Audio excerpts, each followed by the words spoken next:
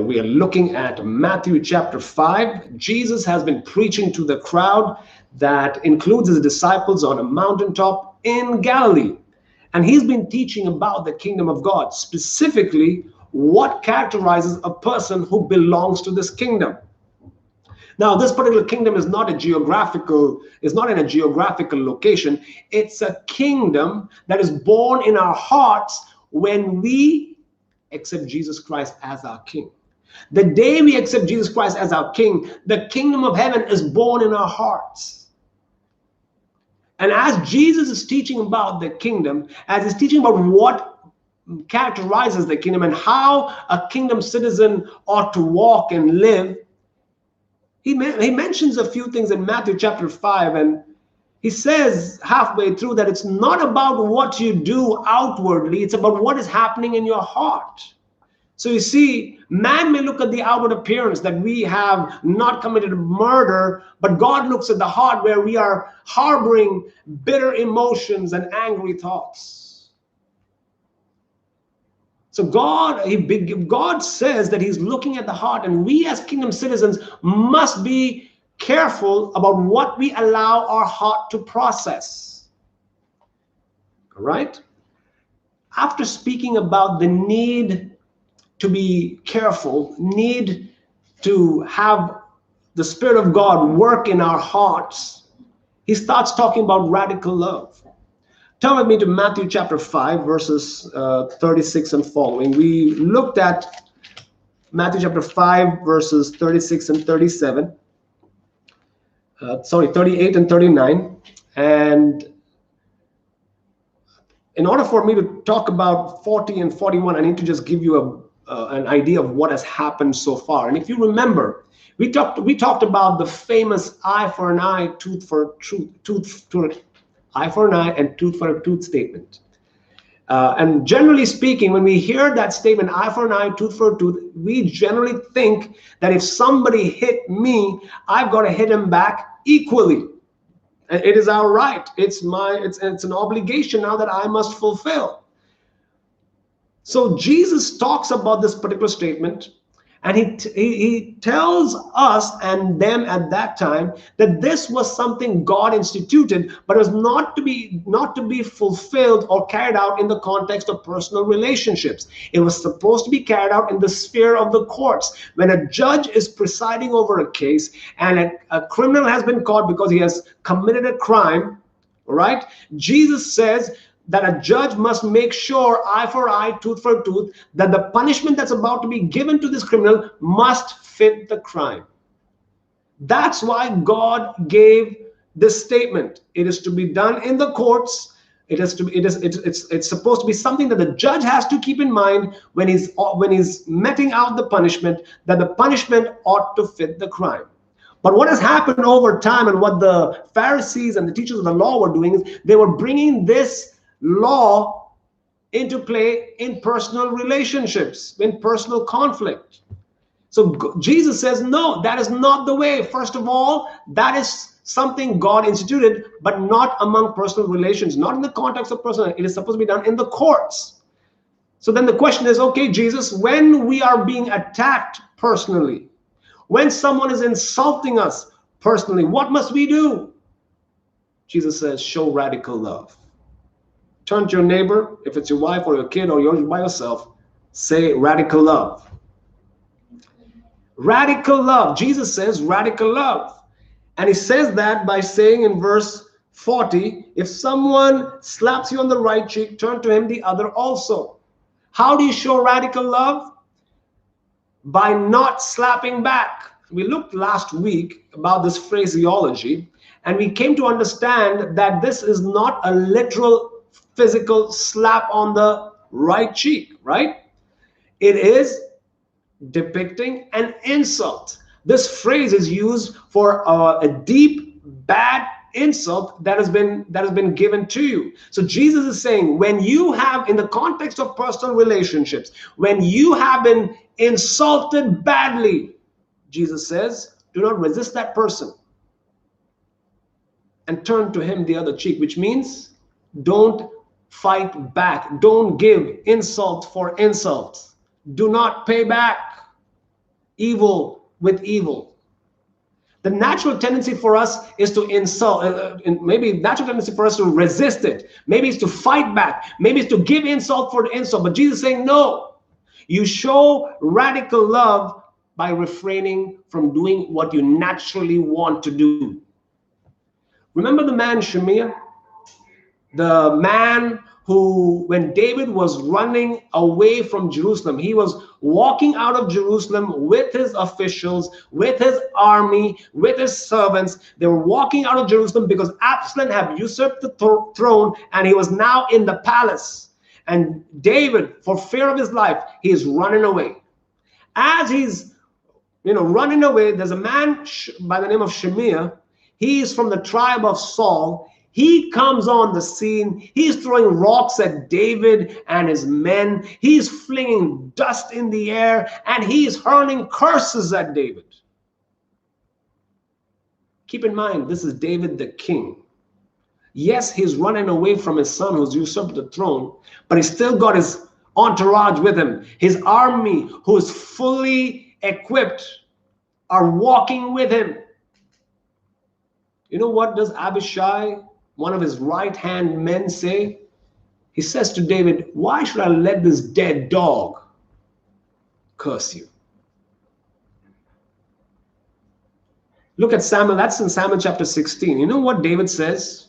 David says, it may be that the Lord will look on the wrong done to me, and the Lord will repay me with good for his cursing today. Let me repeat to you what David said. Again, it's 2 Samuel chapter 16. He says, it may be that the Lord will look on the wrong that is being done unto me. This man is cursing me. He's flinging rocks and throwing sand at me and my men. Yes, it's wrong. Perhaps the Lord will look on the wrong done to me and he will repay me with good for this cursing today. You see, David resisted. His right-hand men were ready to kill this man, but he said, forget it. Leave it. Let him be. God will look upon the evil that's done to me and repay me with good, because I'm not resisting him. I'm not fighting him. I'm not insulting him. I'm not throwing rocks back at him. I'm not doing nothing. I'm refraining. When you are being personally attacked, when you are being insulted, Jesus says, do not resist. Instead, show radical love by not insulting back, by not giving back, by not fighting back, by not taking revenge. Now, you may say, Pastor, what about family? Suppose somebody attacks my spouse, attacks my children, attacks my family. Do I have to keep quiet? No, that's not the case.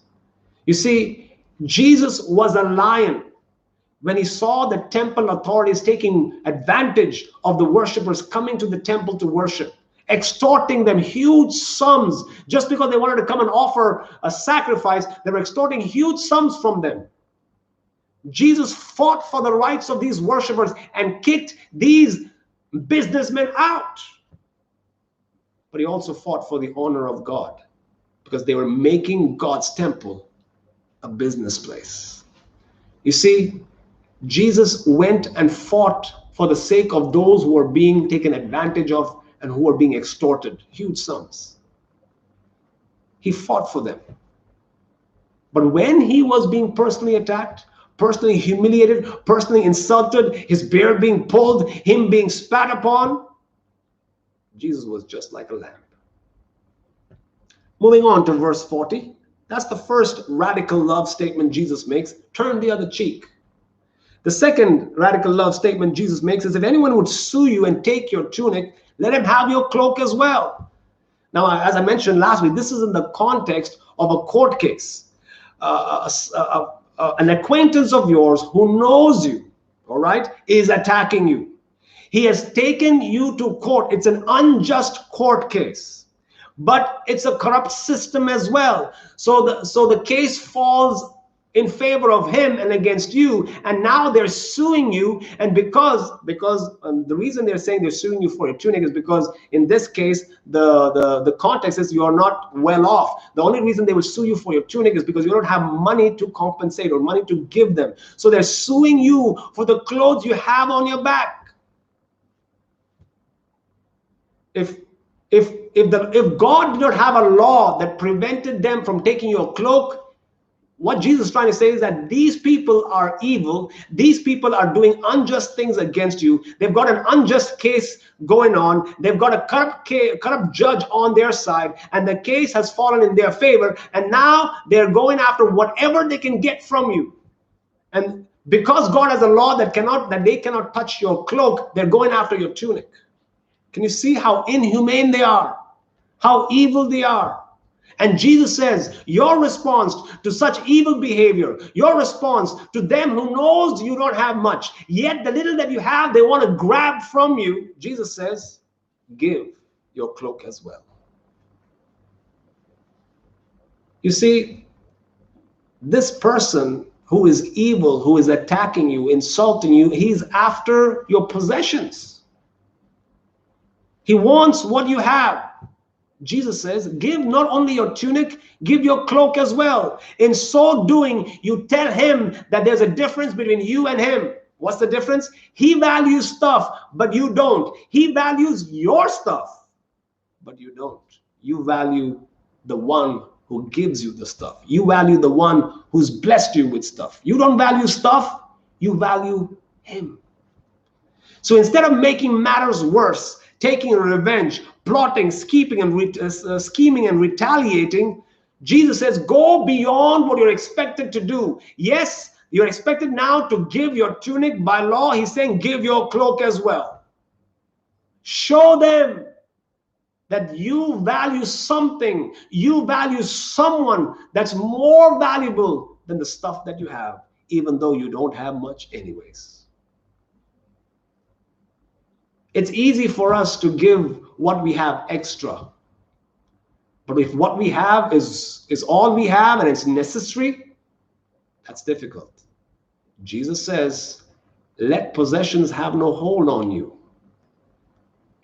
Because if possessions have hold on you, you're valuing possessions. Jesus is saying, show them that you don't value possessions. And if we are ready to have possessions with a loose grip and give it even to those who are fighting us, insulting us, wanting to grab stuff from us, we are showing them that we value him over stuff and possessions. So how do we show radical love? By giving up our rights, giving up our right to take revenge, giving up our right to hold on to what is rightfully ours. We give it up. We give it to them. Moving now to verse 41. It says, if anyone forces you to go 1 mile, go with him 2 miles. If anyone forces you to go with him 1 mile, go with him 2 miles. Now, growing up in Oasis Hospital in Alain, and having classmates around, it was easy to go on walks with your friend, right? You want to throw the garbage, you call your friend, hey, I'm going to throw the garbage, let's go. And your friend comes along and take the garbage and we go throw the garbage. And that 2-minute walk goes to be a 15-20-minute walk. It's easy to walk with a friend. But in this case, it says if anyone forces you to go 1 mile, go with him 2 miles. That suggests that there is some animosity here, right? Because there's a force. If it's a friend, if it's a family member, all you got to do is ask, hey, I need to talk. Let's go for a walk. It's okay. It will happen. But if there's force involved, then there's something else to this picture. And when you when you study a little bit more about the scripture and specifically the historical context, we find out that this is taking place at a time when Judea or Israel is under Roman occupation. We know the story. And under military law at that time, a Roman soldier could command any Jew he finds to carry the soldier's baggage or the pack that the soldier is carrying. If the soldier is traveling from one place to another, all he's got to do is command one Jew to carry his baggage, and the Jew by law has to carry it. But there was a limit, 1 mile, not more than that. Roman soldiers could make civilians do that, but they couldn't make them carry the luggage longer than that. The Jews hated such rules. It was bad enough that they had a foreign people group, a foreign nation that has occupied their land. That was bad enough, but now they have this law that the enemy that's there in their land can force them to carry their bag, that too 1 mile. That's why the word is force. So when instead of talk about if anyone forces you, just talk about if any Roman soldier forces you, if any Roman soldier you hate, you despise, you don't want anything to do with, if he asks you to carry his luggage, don't just carry it 1 mile, carry it 2, Jesus says. Which is why, I mean, all I'm trying to say is, remember Simon of Cyrene? Remember him? The soldier told him to carry Jesus's cross. It was not that he saw Jesus falling and he ran to help out Jesus out. No. He was told to carry the cross of Jesus. And he had to obey. It was law. And he did. Now, it says 1 mile. Now, when we think of 1 mile, we think of today's calculations, and that's roughly 1.6 kilometers. But in those days, 1 mile was 1,000 paces. A pace is like, let's say you're moving your foot, right? Your feet. Left, right, left. Right? Left, right, left is 1 pace. If you're saying left to right, that's a step. Okay, so one pace, which is left, right, left, equals to 2 steps. So a mile in those days was 1,000 paces or 2,000 steps. And that would roughly be 1,480 meters, about 1.5 kilometers. So when the Roman soldier commanded a Jew to carry his bag, it was for around 1.5 kilometers, 1,500 meters, 1,000 paces or 2,000 steps. So Jews would take that bag very reluctantly, murmuring abuses within their, right there under their breath, and they will count their steps. And if they're counting steps, the moment they reach 1, 2, 3, and the moment they reach 2,000, they put that bag down. Thank you very much, I'm done, and they move. Jesus says, the one you hate, and he's commanding you to carry his bag for 1 mile, do it. In fact, do it for 2 miles. Go beyond what you're expected to do. What Jesus is saying is, instead of resisting, resenting, carrying his bag for that 1 mile, he says, do it joyfully. Remember in Matthew chapter 5, verse 11, when these people persecute you, revile you, utter all kinds of evil against you falsely, rejoice and be glad, for great is your reward in heaven. So Jesus is saying they're forcing you to carry their bag for 1 mile. They're forcing you to do something you really don't want to do because you hate them, you revile them, you always speak bad about them. Jesus is saying, do not resist, do not resent them, be joyful, be glad, take that bag and go 2 miles. Now, when somebody is asking you to carry his bag, what are you losing? You're losing your time. You're losing your energy, because the time you take to cover 1,000 paces or 2,000 steps, or the time you take to cover 1.5 kilometers is some significant amount of time, right? Those of you who walk, how much time would it take for you to walk 1.5 kilometers? You know, I don't know, actually. I'm not walking so much, I guess. Anyways, where was I? Okay. When Jesus is saying, when your enemy is asking you to carry that bag for a mile, a kilometer and a half, carry his bag for 2.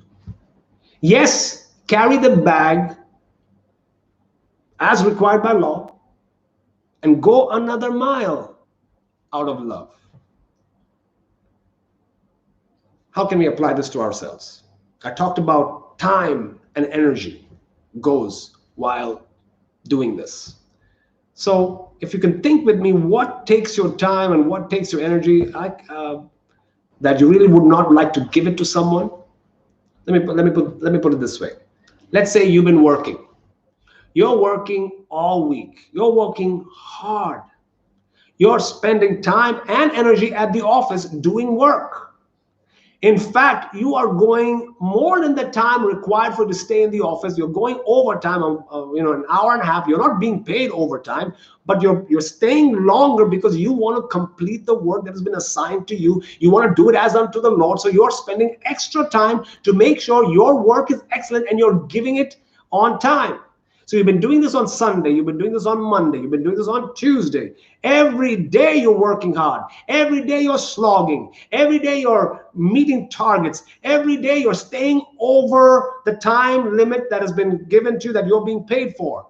And you're staying more for an hour and a half. And you are thinking by the time it hits Wednesday, you're saying, man, it's going to be good when Thursday comes. Thursday comes 5 o'clock, I'm going to clock out and I'm going to go home, I'm going to go rest, I'm going to go with my family, I'm going to go out. You start thinking, man, it's been such a heavy week, I need to take a break. So Tuesday, you're already thinking about what you're going to do on Thursday. Wednesday comes along and you're working hard. You've got that picture of rest and peace and just a little bit of downtime by yourself after Thursday at 5 o'clock. You plan that, you think about that on Wednesday. You work overtime on Wednesday. Come Thursday, you're working, you're slogging, and you're doing all you can, trying to finish everything that's been assigned to you. And it's 4:45, and you're like, yes, I've submitted the last report. It's done. Thanks be to God. He's helped me. Thank you, Jesus. And then you start, 5 o'clock, you got 15 more minutes left. So you start rearranging your desk, just making sure everything's all right. And it's 4:55. Your boss comes to you with a file on his hand. He says, hey, I need you to do this because this has just come. It's urgent. It has to be done. Please, I ask you, please do this. And when you're done, please put the report on my table. Thank you very much. And he goes. All week you've been slogging for this 5 o'clock to come. Every day you've been working overtime so that this 5 o'clock you would leave the office and take some break and have some downtime.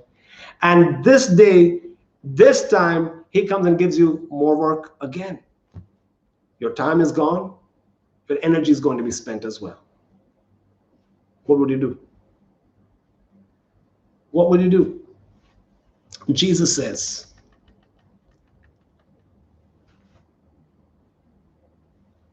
maybe you'll think, God, why is this happening to me? All week I've been slogging. All week I've been working hard. And now I'm thinking about just some rest and some peace. And this is what happens. You could feel frustrated at your boss. You could feel resentful towards him. But Jesus says, walk the extra mile out of love. There are some people in our contact lists that we think spending time with them is a waste of time and energy. How do you respond when someone you don't like, someone you don't really gel with, has come to the door of your house? What will you do? You'll say, I'm just about to go out. Sorry, bye, thank you. What if that person is someone who attacks you and insults you? Maybe you would slam the door and say, how dare you come to my house? Shut the door on his face. You say, never come back again. But Jesus is saying, when someone attacks you and he's coming your way, show radical love to them. Give up your rights to your time and your energy. Instead, be gracious with it. Remember, the time that you have in your hand does not belong to you. It belongs to God. Hello? Let me say that again. The time that you have Does not belong to you, it belongs to God. The energy that you have does not belong to you, it belongs to God. And He will use your time and your energy as He deems fit. By the way, do you trust in God's sovereignty? Do you feel He is totally in control? And this person whom you really don't like is now at your doorstep, imposing on you, wanting to take away your energy, wanting to take away your time to spend with someone you don't really like and you think it's a waste of time? Jesus says, do it with love. Do you truly believe God brings those disruptions, that He's in charge of these interruptions made by those who are rude and disrespectful to you? Keep in mind, the time we have, the strength and energy that we have does not belong to us. Radical love is what Jesus is saying and commanding us to show. He's saying, put aside your plan, put aside your agenda, and serve those who are mistreating you. Wash the feet of those who are betraying you. Love those who are contemplating and scheming against you. This was the way of Jesus. And this ought to be our way too. When someone forces, someone you don't like, someone who is evil, someone who is against you, when he comes before you, Jesus says, show radical love. Spend time, energy. Be gracious with it. Because God is the one who has given us our time. God is the one who has given us our energy. Sacrifice of time and energy for others, including those who are ungrateful, including those who are evil to you, will mark the kingdom citizens of this world.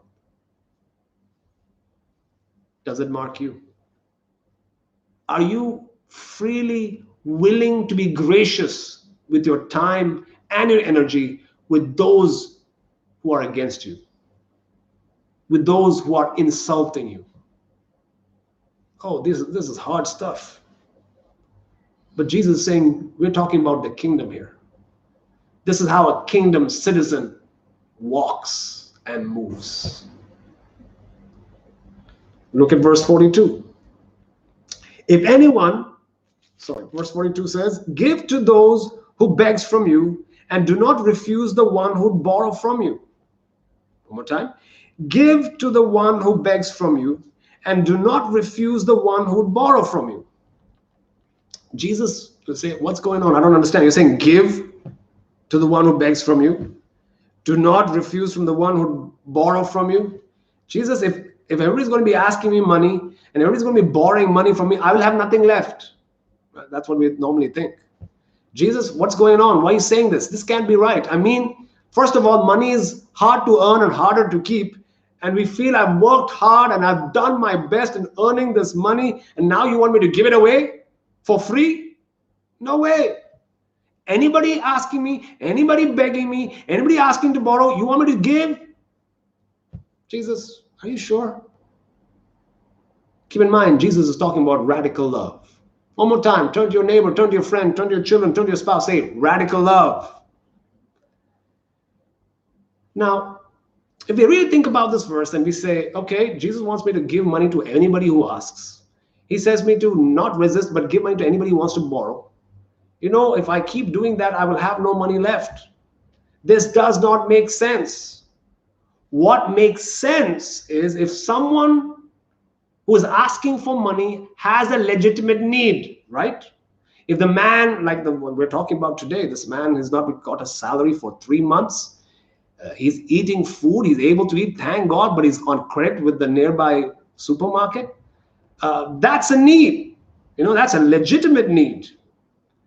And that's okay. I think many of us are okay with giving money to those who have legitimate needs. I'm sure you guys are that way because I've seen you give. But what if the person who's asking me money is a guy from the street involved in drugs? Do I give money to this guy? What do you think? If suppose I gave money to this guy who does drugs or he drinks alcohol, and he's there every day begging, begging, begging, begging. Suppose I give him money. What does he do? Because he's a drug addict, he goes and uses your money to purchase drugs, and he's still on that habit of taking drugs. What have we done? We indirectly have supported him in his habit. We've indirectly applauded his deception, because he's coming as a beggar, and we are, he's coming because he's thinking, he says, give me some change, I need something to eat. So he uses words so that'll tug at our heart, and this man is poor, he wants something to eat, and we give. But what he does with the money, he goes and buys drugs. So when we give, aren't we indirectly supporting his bad habit and indirectly encouraging deception? I mean, that would be wrong, right? But if there's a legitimate need, I understand, I will give. Look at 1 John 3:17 and 18. 1 John 3:17 and 18. It says, but if anyone has the world's goods and sees his brother in need, yet closes his heart against him, how does God's love abide in him? Little children, let us love in word. Let us not love in word or talk, but in deed and in truth. One more time. 1 John 3:17 and 18. If anyone has the world's goods, means he's got finances, and sees his brother who is in need, yet closes his heart against him, how does God's love abide in him? Little children, let us not love in word or talk, but in deed and in truth. You see, what Jesus is saying is, God's love is abiding in us. When we see our brother in need and we go out of our way and help the brother. Our love for people is a window to our love for God, because our love for God will be seen in the way we care for people. And Jesus said in John 13:35, we are his disciples by the way we love one another, right? One another. So if we see a brother who is in need, like the one we've been talking about, and we give, we are showing that we love God by the way we love our brothers and sisters. So even in this verse, there is a legitimate need. And God says, will be known that you are my disciples by the way you love one another, by the way you care for one another. And we've got this, many of us have got this down. When we see a legitimate need, we are ready to be generous. We're ready to give. But is Jesus talking about this? He says in Matthew 5, that same verse, let's read it. Give to the one who begs from you. So he doesn't say give to the one who's got a legitimate need. He's not saying that. So what is Jesus saying? How do we know what Jesus is saying? We look at context. And if we look at the verses above, right, from 38 onwards, he's talking about people who are insulting you, people who are suing you unjustly, people who are forcing you to do some things that you don't really want to do for them. So the context says these are people who are against you. That's the context right before us. So who is asking us money? Who's begging from us money? Who's borrowing from us money? Who's seeking to borrow from us money? They are people who don't like you, who are against you, who are insulting you. These are the kinds of people who are asking you money. And what does Jesus, that's the context. And what does Jesus say? Give to them. Jesus, this is too much. Close the Bible. I can't take this, right? Radical love. Radical love. Don't think that I've got this down. No, this is Jesus. This is his standard. And he's calling us to radical love. So Jesus is not talking about someone who's got a legitimate need. He's talking about someone who is against you, someone who's been evil to you, someone who's insulted you, someone who's attacked you. He's coming and asking you. He's coming and seeking to borrow from you. And he says, give.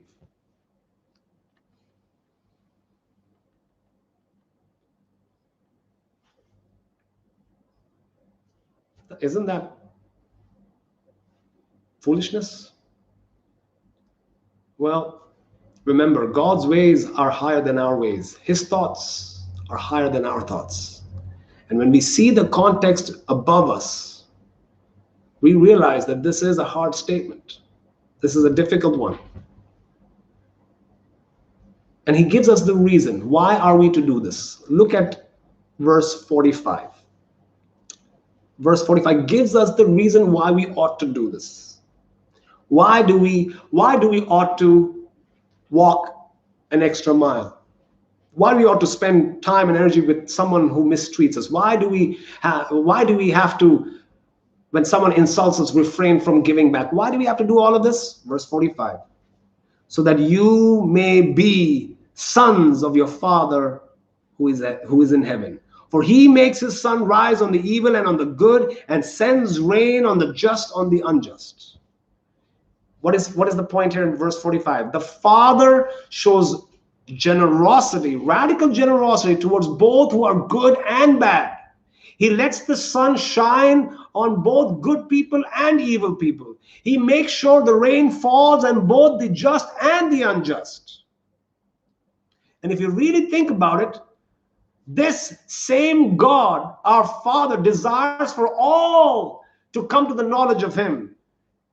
So much so, he has nature, all that we see around us, declaring his glory and his splendor. Yet do we see all come to Jesus? Do all appreciate him? Do all attribute the beauty and the wonder of creation to God? Not necessarily. Do all come to him as a result of his generosity? Daily sun shining, daily rain. He is being generous, yet not all are coming to him. Yet not all are giving thanks to him. Yet not all are attributing praise and glory to him for all that he's doing. Not all. Jesus Christ himself, the Son, he too showed great kindness and generosity towards the crowds that followed him. He didn't have to feed them. Those 5,000 men, probably more than 12,000 people, including women and children, he didn't have to feed them, but he did. He could have thought they are the ones who decided to follow him, let them fend for themselves, but he didn't. He was even kind towards those who are beating him, who are crucifying him. He never abused them. Instead, he asked God to forgive them. Jesus showed the generosity of his love that day. How many people got saved that day? That day when he was being crucified by the criminals on his left and on his right. How many people got saved that day when he lavishly showed his love to the whole world? One, the centurion. Only few believed in him. We know he had his disciples. So Jesus was generous in giving up his life, yet not all believed in him. So just like the Father who is generous, so was the Son, Jesus Christ. He was generous too. And so are we who have been adopted as sons and daughters of the King. We too are called to bear the family trait. We too are called to behave like the Father and the Son. We are called to be generous. Jesus, you gave up your life on the cross. It was brutal. It was a dastardly act that was being done that day. You were being generous. But isn't that foolish too? Because you have no guarantee that all will believe in you. God, every day you let the sun shine, you let the rain fall, but not everyone give thanks to you. Not everyone attributes those beautiful acts of divinity to you. Yet God continues to be generous. Yet Jesus Christ continues to be generous. And he's asking us, his adopted sons and daughters, to be generous too. It may be foolish in the eyes of the world, but being kind toward undeserving people, that's what God says we must do. That's what God is saying as radical love.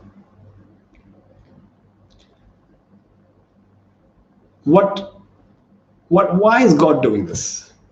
He wants us to be like him. And as we give to those who hurt us, as we minister and serve those who insult us and mistreat us, what are we doing? We are showing them the grace of God. We are showing them the grace of God. And God will hold them accountable for the grace that he has shown through us to them. In being generous to evil people, we are showing the world that what they value is not what we value. They value revenge. We don't value revenge. They value money and possessions. We don't value money and possessions. In being generous to them, we are using what God has blessed us with and sowing into their lives. And as long as we can sow into their lives, even though they're insulting us, even though they're mistreating us, even though they're against us, as we sow into their lives and pray for them, we pray that God will open their eyes, that they would come to the knowledge of the truth. Our King is calling us to radical generosity. The kind that looks foolish to the world. The kind that asks us, causes us to check our motives and tests our love. The kind that is impossible for natural man. So Jesus has given us a few radical commands here. He says, somebody insults you, refrain from giving it back. Go the extra mile. Let the person sue you. And the person who's mistreating you, give to them if he asks from you. Why? Because this is what it means to bear the image of God. This is what it means to live as kingdom citizens. Oh, these are tough words, because it goes against our very sinful nature. Every example that Jesus has stated so far, 4 of them, states loud and clear that we are not concerned for revenge. We are not concerned for hitting back. We are not concerned for hoarding our money and hoarding our tunic and hoarding the possession that we have. Why? Because we value Jesus. We are satisfied in Jesus. We don't need money. We don't need revenge. We don't need security. We have Jesus. And that is enough. And that ought to characterize our lives as kingdom citizens. This ought to be our response. You see, this is what God wants to work in us. In the midst of being persecuted, Jesus says, in the midst of being mistreated, in the midst of being insulted, in the midst of being beaten up, Jesus says, rejoice, be glad, and show radical love. Sow into their lives and let God use you to do his work in theirs.